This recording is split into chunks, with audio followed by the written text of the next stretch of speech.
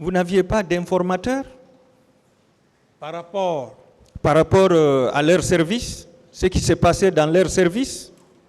Non, à la seule différence, le jour où il devrait y avoir accrochage entre les éléments du colonel Teguro et la garde présidentielle. Voilà.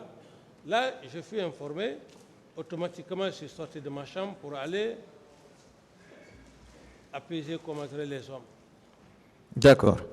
Est-ce que vous savez que le colonel Issa Kamara, feu Issa Kamara, paix à son âme, que vous aviez nommé, au secrétariat des conflits, il a annulé des décisions de justice pour prendre d'autres décisions à sa guise au nom du CNDD. Est-ce que ça a un lien avec ces affaires, maître? Oui, Monsieur le Président.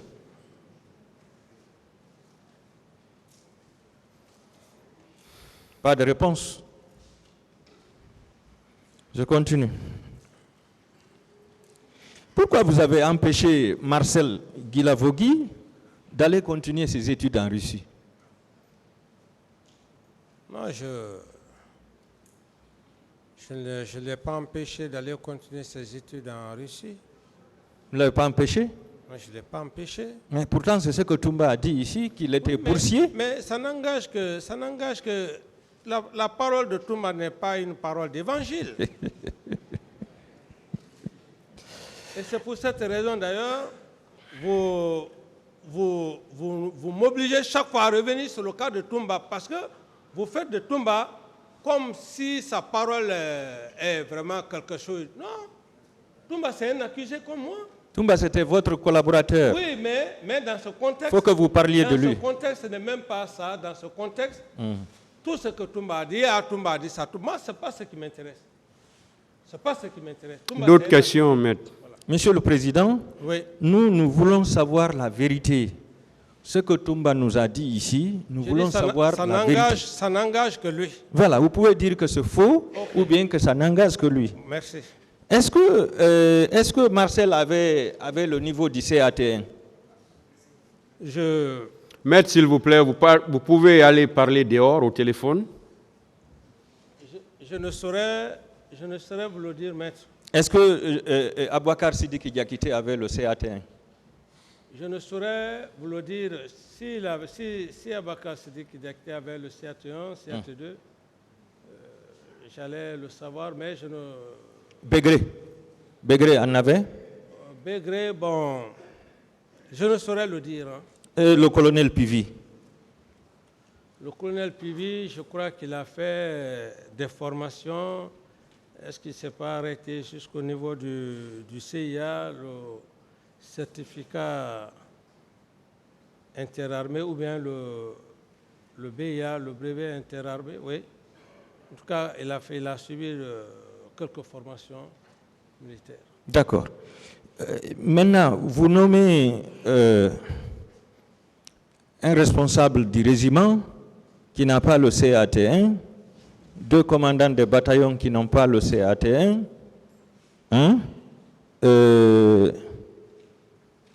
un commandant de, comment on appelle, le service de Tchéboro, le secrétariat du grand banditisme. Lorsque vous nommez toutes ces personnes à ces postes de responsabilité, comment voulez-vous que cette armée-là soit disciplinée s'ils n'ont pas le niveau, Monsieur le Président? Vous avez toujours dit que cette armée n'est pas disciplinée. Oui, je vous ai parlé dans un contexte très particulier. Je dis en matière de sécurité. D'accord. Le choix des hommes appartient à la discrétion du chef de l'État. Qu'importe si les personnes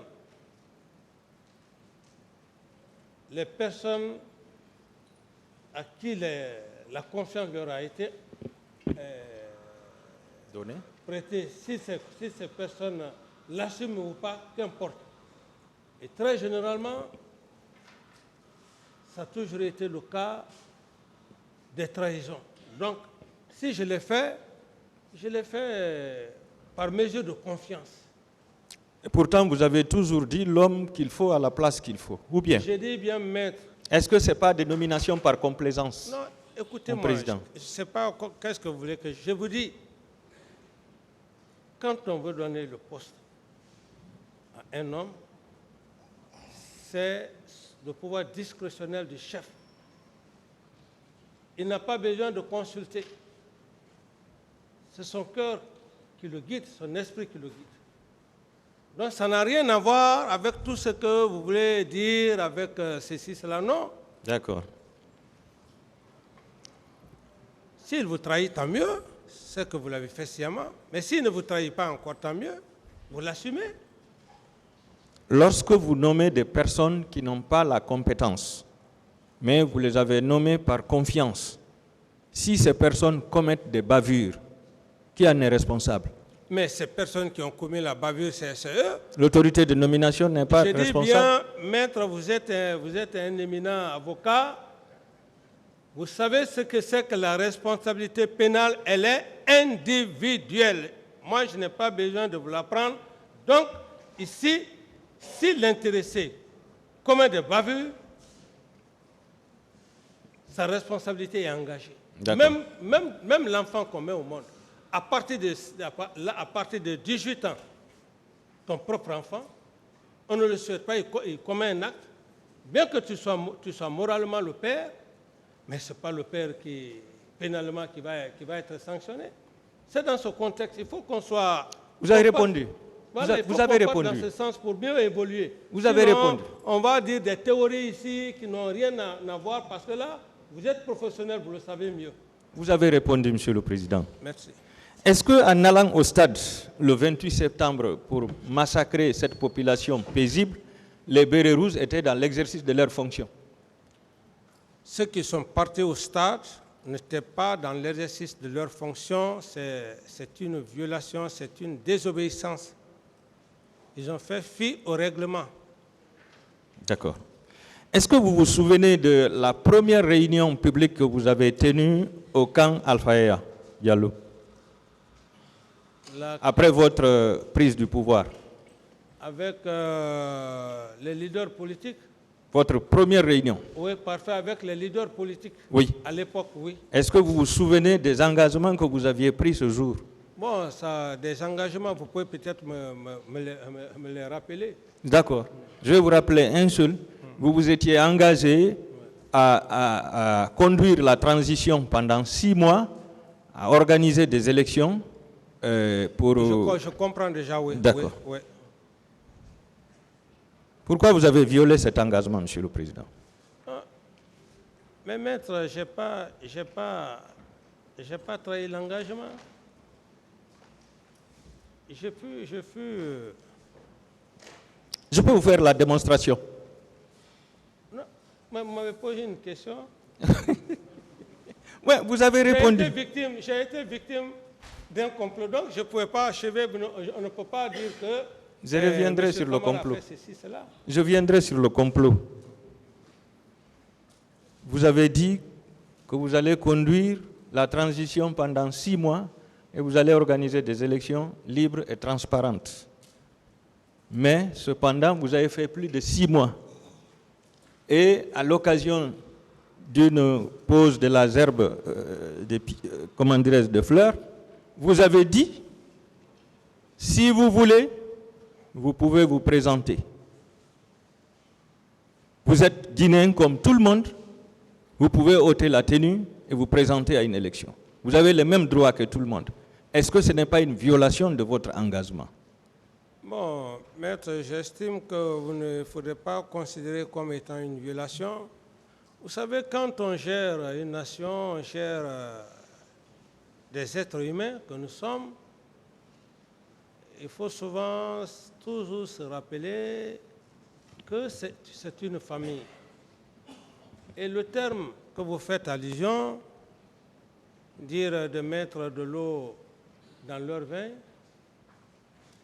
je l'ai dit, pourquoi, maître? Quelqu'un qui prend le pouvoir, qui appelle les leaders politiques, ou d'ailleurs un d'entre eux était déjà condamné, vous les appelez et que ces mêmes leaders-là viennent, ils essayent de vous emmerder, de vous créer tous les problèmes. À quelque part, vous pouvez être choqué, mais ce n'est pas parce que vous avez une intention. Vous leur dites simplement, vous leur mettez simplement en garde pour dire, c'est ce que j'ai fait. J'ai dit, écoutez, nous sommes tous des Guinéens. Moi qui suis devant vous, je ne suis pas né militaire. Mettez de l'autre dans votre vin. Ce n'est pas méchant, c'est une façon, vous parlez avec vos frères. Et si les gens ont pris ça de manière à extrapoler, je ne sais comment, c'est une façon vraiment de se plaindre aussi contre ses frères. Est-ce que vous êtes d'accord que la parole d'un chef d'État ne ressemble pas à la parole de n'importe qui? Oui, mais un chef d'État, c'est un être... Et de façon publique, c'est un être humain avant devant tout. les médias. Oui, mais c'est un être humain avant tout. D'accord. D'accord. Alors, techniquement, comment se fait un recrutement, Monsieur le Président? Un recrutement dans l'armée? Bon, le recrutement, comme je ne suis pas ministre de la Défense, le recrutement, c'est le ministre de la Défense qui s'en charge. Qui propose? Qui propose le recrutement? Qui propose le recrutement? Le recrutement, on fait une proposition au président. Qui propose? Le ministre de la Défense. Qui ordonne? Si le chef de l'État est d'accord, il donne son accord. Voilà. S'il n'est pas d'accord, il n'y aura pas recrutement. Non, s'il n'est pas d'accord, soyons quand même sincères, s'il n'est pas d'accord, il ne peut pas y avoir recrutement. D'accord. Alors, pour le cas de Kalia, pourquoi ce recrutement massif de 9000 personnes formées pendant 3 mois, donc une formation rapide, avec des instructeurs israéliens? Pourquoi ce recrutement massif? En 2009, l'armée guinéenne avait quel effectif, Monsieur le Président? Merci pour la question. J'ai été très clair. J'ai dit par rapport au recrutement de Kalia, avec la permission de Monsieur le Président et les éminents procureurs, certes, le général Sekouba viendra ici en sa qualité de ministre de la Défense à l'époque, qui s'est occupé de la formation, non seulement du recrutement et de la formation. Nous pourrons en débattre devant Monsieur le Président du tribunal si cela s'avère nécessaire au moment venu. Mais je ne peux pas parler à sa place, là où. Mais vous aviez donné votre accord. Mais c'est un principe classique. D'accord. Le principe il est classique. Est-ce qu'il y avait un accord de coopération militaire entre la Guinée et l'Israël pour que cette formation soit assurée par des Israéliens? C'est pour cette raison, je dis et je réitère, en parlant de ça, si au cas où le général Sekouba aura sa présence dans cette salle d'audience, certainement il va vous exhiber tout ce que vous avez besoin et qui auront concouru effectivement à les conditions dans lesquelles le contrat, je ne sais pas là. La convention. Voilà, Monsieur Camara, avant que le général Konaté soit là, dites-nous ce que vous savez. Oh, monsieur le Président, à ce niveau, je ne peux pas donner aucune information sur Kalia parce que moi-même, à l'époque, si ce n'est pas dans cette salle où j'ai compris que c'était 2 centres, Kalia et on dit Siam, ça je l'ai entendu ici par monsieur Toumba. Donc, je suis bleu là-dedans, Monsieur le Président, et je ne saurais vraiment satisfaire maître. D'autres questions, maître? D'accord. Est-ce que à l'époque, il y avait une rupture entre la coopération guinéenne, c'est-à-dire dans la coopération franco-guinéenne, coopération militaire, il y avait une rupture pour que vous faisiez appel à des instructeurs israéliens? Non, pas que moi je fasse appel, c'est ce que je vous ai dit, maître. Si j'ai été clair, je dis que je ne parlerai pas de ça. D'accord. Vous ne parlerez pas de ça. Bon, parlons des hommes habillés en tenue de magicien auxquels vous avez rendu visite chez Gono Sangaré à Lambagny.